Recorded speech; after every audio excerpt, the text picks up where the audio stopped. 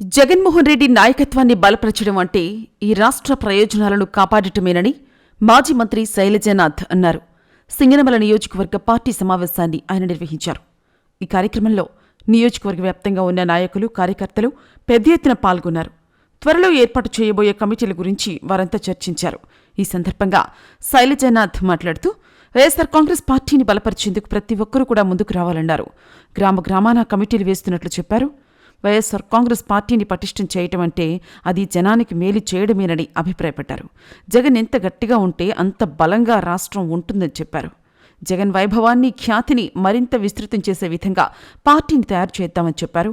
ఈ నెల 25వ తేదీన గార్లదిన్నె రోడ్లోని టీ కన్వెన్షన్ హాల్లో పార్టీ విస్తృత సమావేశం నిర్వహిస్తున్నట్లు వారు తెలిపారు. నాయకుడు జగన్మోహన్ రెడ్డి గారి నాయకత్వాన వైఎస్ఆర్ కాంగ్రెస్ పార్టీని ఈ రాష్ట్ర ప్రజల కోసం సేవ చేయడం కోసం, దుర్మార్గమైన కూటమి పరిపాలనను ఎదుర్కోవడం కోసం, అట్లాగే ప్రజలకి మేలు చేసే అనేక కార్యక్రమాలని కాపాడడం కోసం ఒక పటిష్టమైన పార్టీ నిర్మించమని మా నాయకుని ఆదేశాలు. దాంట్లో భాగంగానే గ్రామంలో కూడా అన్ని కమిటీలు ఏర్పాటు చేయడానికి సమావేశం నిర్ణయం తీసుకుంది. ఒక పటిష్టమైన పార్టీ వైఎస్ఆర్ కాంగ్రెస్ పార్టీ ఎంత పటిష్టంగా ఉంటే జనంకి అంత భరోసా ఉంటుంది.